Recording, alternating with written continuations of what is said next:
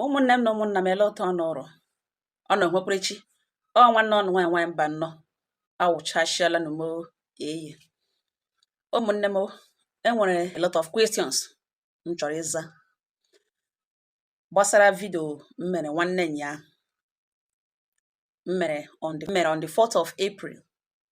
2026, 2 days ago to be precise. And the video ahụ ebe m kọwatara ọ na-elebeda video lee ya this particular video Saturday 4th of April. Aga m edenwekwa link ya na comment section in case.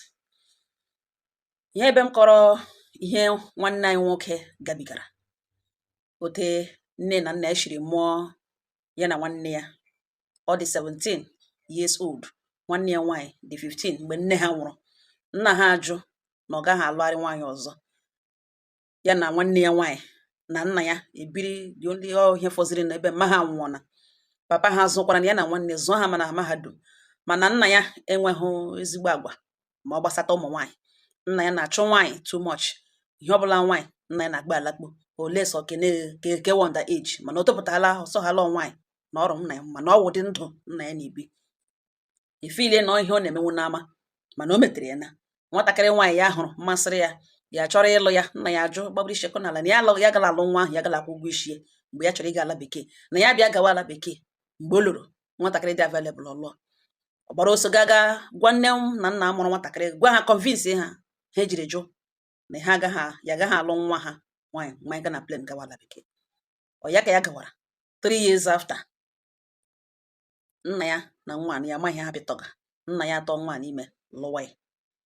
ya gbapịa ihe ahụ eme iwe na ọnụma anọzi n'elu ya. Nna ya anwụọ after how many years? 7 years ya na nna ya na-ekwu na phone, ma ọ bụ ije ya gara ala bekee ya gara 10 years ago. Ugbu a na nna ya anwụọ na ọnụ na mortuary, ọ ga-alọta mgbe na-adịghị anya. So m bịa kọwa ebe a ụfọdụ egecha the story, biko gee the story, achọghị m ịbịa repeat onwe m. Now ụfọdụ na comment section enwere nwanne anyị nwoke ka nwaanyị echefuole m, enwere nwanne anyị nwaanyị sị ka nwanne anyị nwoke kwudoro, ọ sị na ọ nwere ike nwa ahụ otu mkpụrụ nwa nwoke ahụ ọnụnụ ọ mụrụ mpa ya ọmụọ ha ọzọ, na ọ na nwanne ya nwoke lọta ya akpọrọ nwa gaa mee DNA test na ọ dị possible na ọwụhụ mpa ya mụrụ nwa. Ka awụ azịza m ga-aza leta ka number 1 question clearance m chọrọ iweta ebe a. Now the second one wụ enwere nwanne anyị nwoke kpọrọ m na phone after o gechara vidio ahụ lecha anya, ya akpọọ m sị m nwaanyị mba nọ m za, ya sị m na ya gere vidio a na ya na ihe m kwuru na ya baghịchahụ data idea na that lady rụrụ ala pụ ezielu ndị otu ochi anyị ga the guy agawala bekee, ọ chala ebe mpa ya nọ, mpa ya lụzie ya. Ugbu a na mpa ya ahụ anwụọna, ọ si ya lọta ọbịa ịkwa mpa ya na ọkwacha mpa ya na ọka ya dị ya ga-arụ na the woman n'ụlọ here nwaanyị mba nnọọ na ma how hard ma how difficult how painful that thing day. N'ihi na vidio ahụ na m kwuru na ya lọta ya ga chọọ wee chọọ ọwụrụ n'ala ha wụrụ n'akụkụ ya rụọ na that woman 2 rooms 1 or 2 rooms, ya na nwa nwoke nọrọ ebe ahụ na ebe a mpa ya nọnwụ na ya secure ya na ya na uche obi nke ya na nwaanyị ahụ deserve ka nwanne anyị nwoke ahụ gaa rụọra ya ụlọ, na ebe onye ọ bịara alụ anwụọna na ihe ahụ nọ ebe a na nwanne anyị nwoke rụrụ ụlọ ahụ ya arụ ka mgbe nwoke ga ala bekee kwatu ụlọ ochie nna ya rụrụ ụlọ ochie nụrụ ụlọ ha rụọ ụlọ ọzọ, na nwanne anyị nwoke rụrụ ụlọ ahụ. So na o nwere right isi ịtọpụchiri nwaanyị ahụ ibu ezi na ihe opportunity iji send the woman packing for ihe o mere ya. Di ya nwụọna, after all di ya nwụọna. Ka another question m ga-aza omenole nwanne anyị ka sị na nwa dị ma na awụghụ nwa ya 1, and onye nke nwanne anyị sị na ihe opportunity ọ ga-eje tụpụrụ the woman ibu ya echi send ya packing after all na nwanne anyị nwoke ahụ rụrụ ụlọ ahụ. Ka na 2 3 ewe wụrụ nkọwa m ga-akọwata gbasara diọkpara na ihe diọkpara pụrụ ime. Now ka anyị bido na nwanne anyị nwaanyị sị na nwa ahụ that man mụrụ na o nwere ike nwa ahụ that lady kpọ na o nwere ike ọwụhụ the man tụrụ ime, na ya ga-eme DNA test na o nwere ike ọwụ a younger person tụrụ the lady ime, oge pin ya n'isi mpa ya. Etoro m n'okpuru agadi nwoke na agadi nwaanyị, not just agadi nwoke mana agadi nwoke mara omenala, the rich with wisdom in it. People na-eche ebe dị iche iche bịa jụọ ya olee ihe a ga-eme, ihe o kwesịrị ekwesị ka e right ya na-agbajije ha olu. So mgbe ahụ mee m tụrụ ntị ala and sometimes ọ gawa ikwu ụmụ okwu ndị dị otu ya achọ ka m nọrọ president. So ihe ụfọdụ ihe m na-agwa unu ebe a wụ ihe m mụtara n'aka that my grandfather as omenala. Ọwụghị eze ma ọ na-agụkwa ma ọwụghị onye dibịa, kama omenala dị iche. Ụfọdụ na-emistake omenala for another thing, ụmụ ihe eze mmụọ, ụmụ ihe eze nwanyị or something. No, enwere ihe traditional rights omenala gị. If you don't know, even church respects traditional rights. Ọ ya kpatara enweghị ụlọ ụka ga-agbanwe akwụkwọ ma ọ na-enwetabe proof na ịgalaga settle ụmụnna na this lady na ịgalaga lụọ ya traditional gị na ụmụnna nne na nna ya na ndị obodo ha na unu esetụlụla. That is the traditional right. Tradition is tradition. A na-akpọ ya omenala. Ọwụghụ ndị oke ite ọ dibịa o eze nwanyị. No, omenala ihe kwesịrị ime n'ala Igbo, ihe wụ your right and ihe na-awụghị your right. Ị mara mgbe ị crosswara boundary, mara ihe wụ nsọ ala na ihe wụ ihe ala na-achọ. So ihe a na-akpọ ya omenala. Traditional rights onwe ihe nwere to do with eze nwanyị ọ dibịa. Ndị ka ahụ mewara keke ha, ọwụ mụ na ha emega. Now nwanne anyị nwaanyị jụrụ ajụjụ si ya kpọrọ nwa ahụ gaa mee DNA test mara ma ọkwa mpa ya mụrụ ya. Hear me and hear me clearly. Ọ bụrụ na mgbe nna ya dị ndụ, ọ bịa hụ bịa fụashiwa, fechashiwa akwa, yochashiwa beans, chọpụta ma nwa ahụ ọwụ nwa ya. Ya bụrụ na ọ wụghị nwa ya, ya eji aka ya na ohuru onwe reject ya, si ya kpụrụ nwa akpụ lara onye nwe. O nwere right ahụ. O nwekwara right ịsị onye ọ sọrọ ya mụrụ na ọwụ nwa ya. Enweghị ga-anatali ya nwa ahụ, ọ kwụrụ ụgwọ isi that woman. Ya na ya nọ nwa ya ghara ime mụọ nwa ahụ. So n'ala Igbo nyere ya right ịfada nwa ahụ. Ya achọpụtakwana sị mba na ihe na ọnwụ ihe na-enyere ene lee otu ya ga-esi nụrụ nga nwa ya pụọ gatọrọ igbe bepụtere onye na-ama na ya agaghị eme accept. Omenala sịkwa right ya i reject such child. Si nwaanyị ahụ ya na-alụgachi ọ ya na-alụ ọ ya kpọrọ nwa gawa ebe ọ oshi. Mana ọ bụrụ na ihe dị otu a this man na-emeghị ya mgbe ọ dị ndụ, ya na this young lady ibie ya mụọrọ ofu mkpụrụ nwa nwoke after ọ gbawara nwa ya nwoke aka nara enyi ya nwaanyị tụọ ya ime gaa lụọ ya kwụ ụgwọ isi ya. Ya na-ekwuzi na-awụ na o nwere ike nwa ahụ awụ ya watụrụ ime ya asa agadi nwoke ọgwụ na ọ ga-awụ a younger person tụrụ ime ahụ pin ya on that papa. Now omenala Igbo achọghị ịma as long as that man, omenala Igbo si as long as that man apụtaghị mgbe ọ dị ndụ yọcha fecha si na nwa nọ ọwụghị nwa ya ọ na ọwụ nwa ya, ọ chọpụta enwe mgbe ọ jụrụ ajụjụ, enwe mgbe o kpọpụtara obodo ọ jụrụ enweghị ihe otu ahụ. Onwe mgbe ọ gwara ndị obodo so nwa na nwunye ya na-amụ na ọwụkwa ya enwe na ọ galite isi ya ga-achọrọ nna ya na enweghị ihe ọ ga-eketa ebe a. Nwa ahụ enweghị place in that family ma this man nwụọ. Okwu ihe dị otu a kwụcha ya nwụọ, onweghị place there. Now okwu ya nwụọ, ihe ọ pụtara wụ ma nwa ahụ ọwụ nwa ya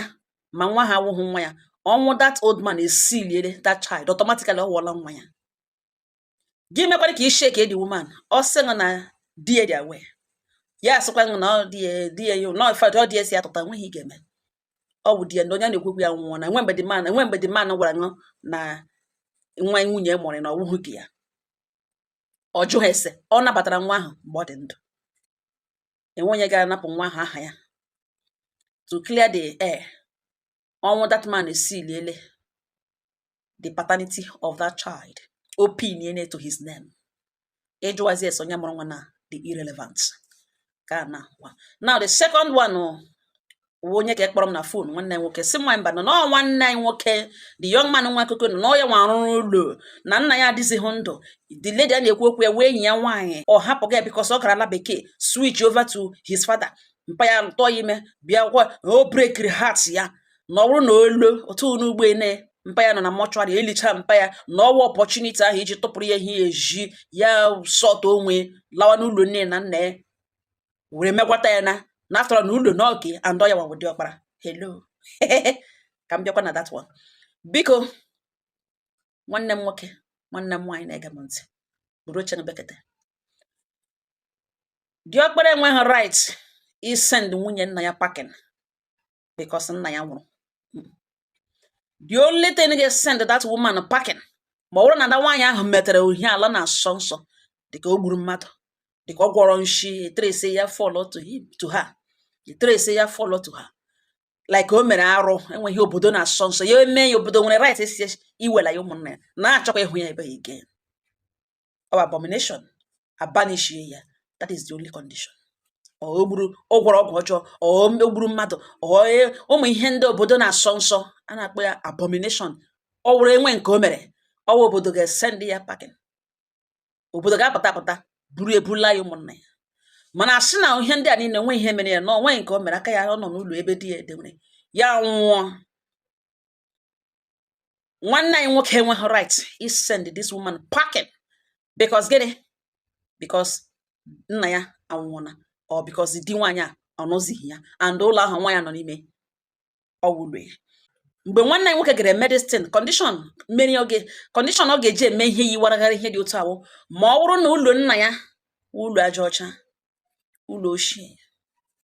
outdated, primitive, ọ nọ na site mana o ji ego ya apụ ga zụọ ala ruo ụlọ ya ebe ahụ bịa kporo mpa ya denwe ya ebe a denọ ebe a ka mpa ya nọ nara ya nye nwaanyị n'ugbo ene. O nwere right iji iwe sị mpa ya pụọ ya n'ụlọ ya gawa n'ụlọ gị na ebe o lechara ya anya okpakpa ha oke kpọrọ nwatakịrị ya na-arị elu kporo okpokporo nara ya enyi ya nwaanyị kporo okpokporo n'iwe. Ọ wụ iwe o wegara nna ya da moment o nwere right esi echi n'ụlọ ebe na ya agaghị eledali ya na this girl anya na ihe na ọnwa ya hụrụ n'anya ọ gaghị akpụrụ nwa anọrọ ebe ya lọta ya na-ele ha abụọ na ọ bụ ihe mgbawa obi nyere mpa ya ọtọmatikali ga-akpọrọ enyi ya nwaanyị gawa n'ụlọ aja ọcha ahụ. Na ọ na mpa ya nwụọ ebe awa ala ọ zụrụ azụ as diọkpara ọwụ ọtọmatikali isi obi amana ya n'aka, isi obi amana ya n'aka. This man nwụzie ihe ọ ga-emewu izede na ọ hapụrụ nwunye nna ya ebe ahụ ọ ikekwe ọ chọrọ idevelop ebe ahụ asị isi obi ya chọrọ iwere isi obi nna ya ọ chọrọ idevelop ya. Mgbe ọbụla ọ chọrọ ịkwatu ebe ahụ ihe ọ chọrọ ịrụ ọ ga-eme ekiri nwunye nna ya provision ebe ọ ka nọ ya rụchazie ya echeki ọrụ na mma ya na ya abụọ. Ọ bụrụ na nwunye nna ya ahụ tritiri ya dịka nne dịka nwa ya jiri emere nwa ji ịhụnanya nagide ikekwe nne ka ya arụghị ndụ ma ọ nwunye nna ya ya nagide were ya gbajie ya ihu o nwere ike were ọrụ na mma ya na this step mother ya nọ ya were right nne ya nwere ọ ga-enye nne were nye ya. That woman nwere ike nọ ebe ahụ enide ọka juru ụzọ juru ya nwụọ ya shift elie ya all responsibility. Now ọzọ dị ka ibe ya wee wụrụ n'ala Igbo diọkpara nwere right dị too much. Right diọkpara nwere n'ala Igbo diọkpara ya uzuwe ya a ga-ahụta dịka beast mana ọ wụghị beast. Ụfọdụ right awụ encouragement, ụfọdụ right ahụ ịkwado ụmụnne ha ka ha ndị ụmụnne ka ha mee the needful. N'ala Igbo diọkpara nwere right otu a nwaanyị ugbu a nọ now even though ihe o mere ya bi ha ya ga lụọ nna ya nwụọna o nwere ike ya lọta tomorrow nwaanyị dị otu a ga-ọchagbo nwa ahụ ya na-ewere ụmụ ihe tesacha echi ndụ o nwere ike ya wụrụ ka ọ ga-agba onye n'uche ya nsogbu ọkpọ ya ha gba ya the perfume anything can happen. Nwanne anyị nwoke n'ugbo nwere ike lo even though no ex ya nna ya lụọ ya nna ya nwụọna the lady adịghị na available n'aha nna ya asị nwaanyị isi ekpe ya nwa nwoke diọkpara nwere right ikushikwe nwaanyị a o nwere right ịgachi back ikushi ya ọ nweghị ịlụ ya lụ enweghị ikushi ya ihe niile ahụ nna ya ga-emere ya na-emere ya na arị ya elu leji ya anya take over mana ọ gaghị alụ ya alụ ọ gaghị alụ ya. Ihe ọ ga-emekwa ole ọ chọwa ịlụkwana ya ọwa iwu na ọ ga-achọrịrị ịlụ ya nke nwaanyị ga-ebu ụzọ laa ụmụnna ya na ya anaghị alụgachi enwere omenala ga-eme this young man na-abịa guzozi otu lụgharịa ya lụọ ya te nwoke na-eche alụ nwaanyị gburu elu ya bụ fresh wife ya mana o nwere right a ga-asị ele ihe ọwụ na right o nwere right ịrị nwaanyị elu nwere right n'ala Igbo ị na-akpụ ya alakpụ ihe ewu nwunye nna ya and ọ mụrụ nna ya nwa enwezie niile dị isi aka ka bịa lụwakwa ya. Ụfọdụ ndị ọkpara ewerele ihe dị otu a lose their birthright. Ọwụ na nwaanyị dị otu a mụrụ nwa ikekwe ọ nwere nwa dị ọkpara taa na ọ mụrụ nwa this lady na nwere nwa 7 years ya ga-ekushie ya ọ bụrụ na ọ lụghị nwaanyị ọ mụtabeghị nwa ya ga-ekushie ya ọ lụghị nwaanyị ya ekushie ya o shift were right ya to nwa this woman nwa nwoke ahụ enwe ihe mere ya echi nwa nwoke automatically ewerele isi obi were everything enwegodo ndị ka ọ mụrụ nwaanyị ya ndị ka wụzi ka ụmụ ka ị ka wụzi ndị ka nta isi obi nwa ka ya kwesịrị take over ọ wụrụzie diọkpara this woman ga-take over ma enwe ihe mere ya o rele birthright ya ọ ga-ekushi nwunye nna ya mana ọ gaghị egbochi ya ịlụ nwaanyị. Ihe ọ sọkwara ya mụọra nwunye nna ya diọkpara ka ya nwekwa isi obi ahụ achọghị echi ahụ ya diọkpara ka ya take over. Now, let's look at it this way. Diokpara nwere right n'ala Igbo, right dị too much. Anaghị ekwe ndị diokpara yuzuo right ha. Ịbịa n'ala Igbo mgbe ụfọdụ enwe ihe diokpara ga-emenwe. Ndị ichie ndị ọzọ elders a na-arịọ ya arịọ, ndị ka o toro na-ewe iwe na-ele ha na-eji arịọ ya, wa ga-eji arịọ ya na ekwesịrị ịrịọ n'ọrụ ka oke ele ha ga-enweghị oge o kere ha. Ha nwa mere understand the right o nwere as diokpara. Let me tell you, ke diokpara ọ bụrụ na nne ya mụrụ ụmụ nwoke ọtụtụ, ya wa oke diokpara. Ha niile nọ n'isi obi ụlọ ahụ nna ha rụrụ, ha niile nọ ebe ahụ. Nna ha nwụọ, automatically ke diokpara ebe ahụ awụọla ụlọ ya. Now, ụmụnne ndị ke nwoke ụmụnne ndị ke nwoke dị free ịnọ under that house na-eto okorobịa. Ha nwere ike ịnọdụ ya wara akwa na-atọ ụtọ, mana the moment ọ lụrụ nwaanyị, ke diokpara nwere right ịsị ya ebe a ga-aba ya. Dịka ndị ke diokpara ahụ toro, onye ọbụla agalitejuola isi topụta ihe eji mmadụ eme. Ha nwere the next na na-ele ha anya wee sị ọwụ na nna ha nwere ala, ha sị ke diokpara ji ha ala mbi, ọ ha na ke diokpara ke ihe nna ha nwere, ha mara ka ha ketere. Ọwụ na ha keteju ala ke ha, the next stage of life a na-eme ha expect imewo ka were isi obi enyere a na-akpọ ala mbi, ka e were ala mbie ya ga-enwe ọgwụdo otu ọnụ ụlọ ka ọ rụrụ ebe ahụ, ya nwee seke ole onwe n'isi obi nke ya. Ọhịa ndị Igbo ji sị nne mụọ ọgụ mụọ nọ n'obi n'obi, o nwee n'obi nke ya, ya lụọ nwaanyị ya na nwunye ya nọrọ ebe ọgwụdo otu ọnụ ụlọ ya, nke ha wụrụ nke ya. Mana ọ bụrụ na ọ warala akwa ọ warabeghị akwa, ịgba ịwara akwa wee topụta n'obodo bido mee ụmụ ruru ihe omenala na-eme, tụwa ụtọ obodo. Ikekwe ya otopụtala tụwazi ụtọ obodo, ọ tụwabụ ụtọ obodo, ọ joinibe o mebeghị mmemme a na-eme before tinye aka na ịtụ ụtọ obodo, mana o topụtala nwa okorobịa enyere ya ala mbi ebe ọ ga-arụ ụlọ, ọ rụbeghị ụlọ, ya gaga lụọ nwaanyị, kpọrọ ụmụnna ga lụọ nwaanyị, ọ nwata nwaanyị ọ lụbeghị alụ n'ụdị ọbụla o jiri mee ya, ma bido ịtọ ime mụọ ke mbụ mụwa nwa, ya ga-ekokoro nwaanyị bido mụwa nwa. Ke diokpara nwere right ịsị ya pụọrọ ya n'ụlọ a na ebe a ga-aba ya na ya bụ.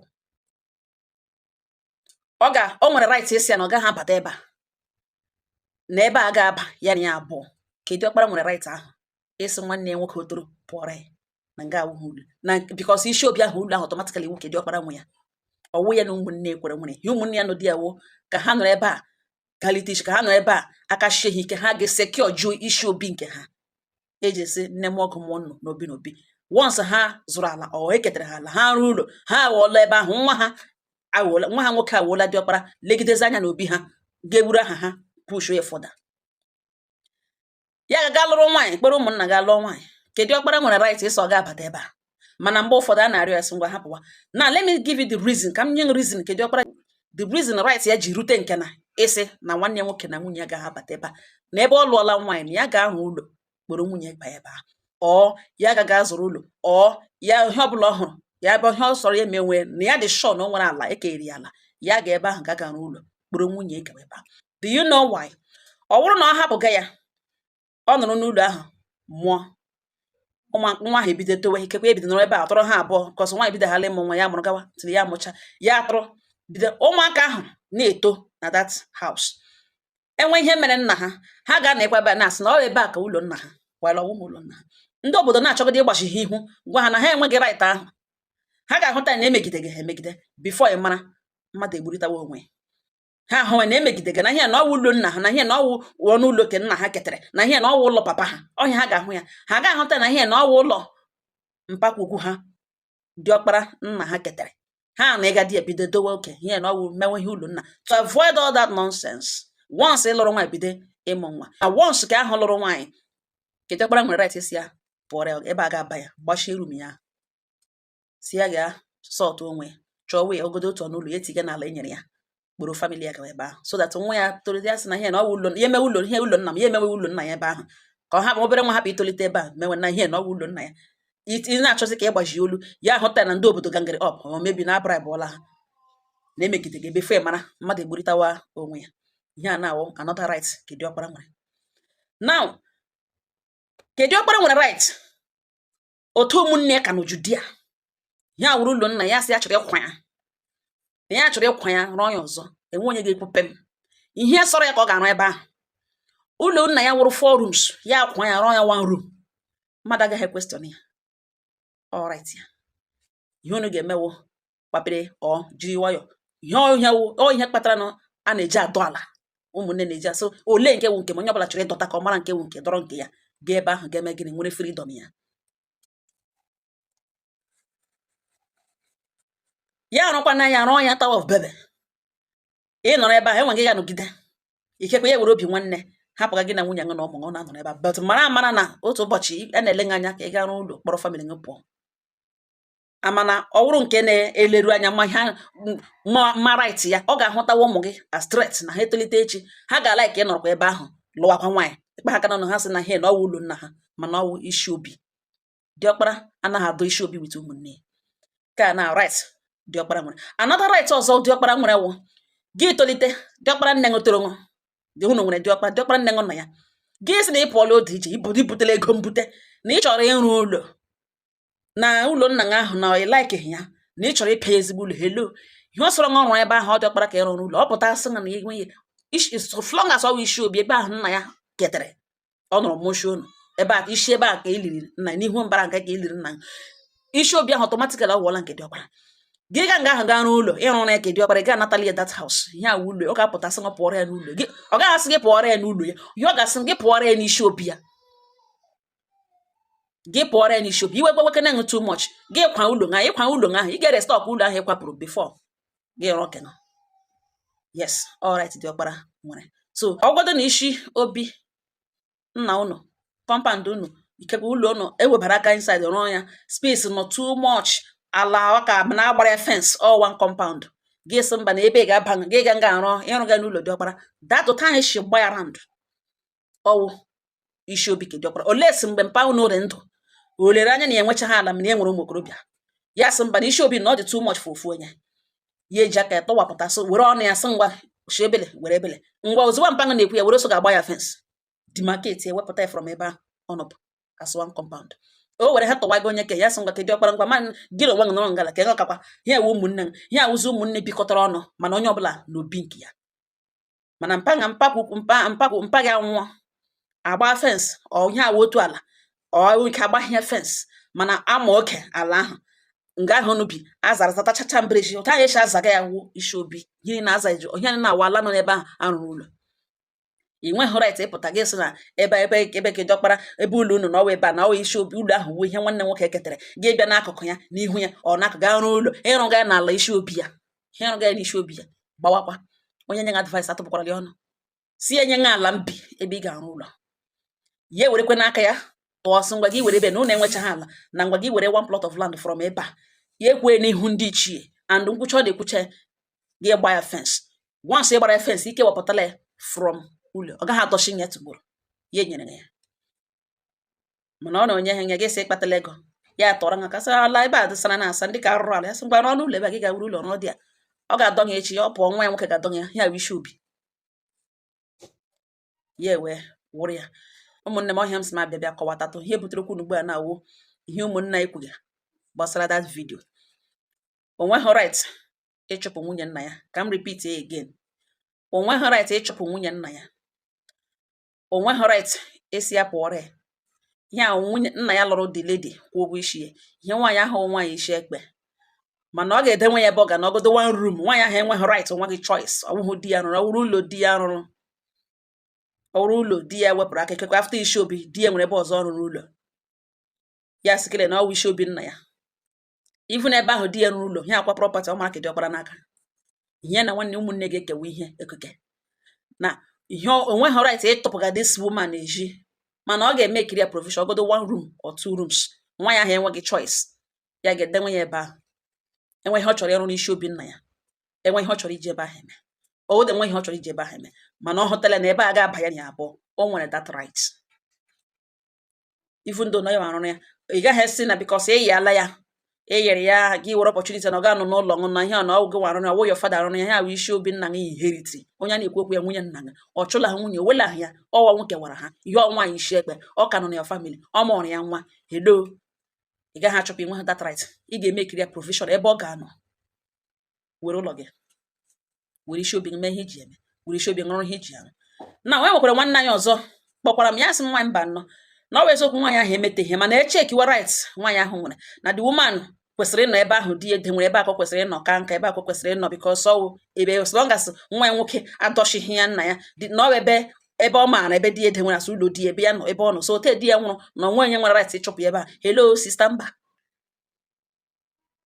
ihe na-akọwa indirectly if I should interpret what you said ihe na-akọwawo na this guy kpata ego develop taa na the world is evolving na ọ kpata ego develop ụlọ nna ya ịkwatu ebe a rụọ ihe ọ chọrọ ịrụ ya chere nnọọ mgbe nwunye nna ya ka juru zejuru nwa no it doesn't work like that. Ọrụ ya nwere ike hapụ ebe a mana the reason ọ ga-eji ahapụ ebe a wụ based on relationship ya na that woman nwere mana papa ya nwụọ isi obi ama ya n'aka o nwere right ịpụ ebe ọzọ gaa rụọ ndị omi nwunye ọgọdụ na ọbụghị ofu nwaanyị ọgọdụ ụmụ nwaanyị atọ anọ ka nna ya lụrụ ma ya nwa bụ diọkpara overall diọkpara o nwere right ịpụ ga-eme kere ha provision rụọra ha ụlọ ebe ọzọ chere ha chịga ya ebe ahụ isi obi ya ha enweghị ọ chọrọ ya nwa ebe ahụ ya kilia ya develop to his test mmadụ aga question ya ụmụnne ndị ka step brothers yazi onye na nne ka ebe ahụ ọ wegara mma ha ọkwa ebe ha ga-esorokwe mma ha gawa ha etolite echi ha eketa ala ha ga-arụ nwa ihe ha chọrọ ịrụ ọ ha ga-azụ ala rụọ ihe ha chọrọ ịrụ once e evict ya mother ha esoro nne mma ha gawa ebe ahụ automatically isi obi amana ka diọkpara n'aka ihe ọ sọrọ ya ewere isi obi nna ya mee right diọkpara nwere dị too much now this right extends to are you aware ụfọdụ amaghị o doro anya that na nke diọkpara nwekwara right ili nna ya with or without the support of his brothers na ụmụnne support ga because of ọnwụ nna ha mana right ya would that na ya nwe ga-eli nna ya we are not talking about mother nna ka na-ekwu ya right ke diọkpara kwuru that na ọ ke diọkpara ga-eli nna ya na ya ga-eli nna ya ihe ụmụnne na-enye ya support ọwụ support na-abịa because ọwụ nna ha na ha kwụrụ nwa onye ndị Igbo ji tụ ilu sị na onye aka ruru okwa nna na ọnwụhụ ka diọkpara gburu because gịnị the right force ya upon the first son na ya nwaga all right ya ili nna ya do you know why because all right ya kwa obi nna ya ya nwa ketere ya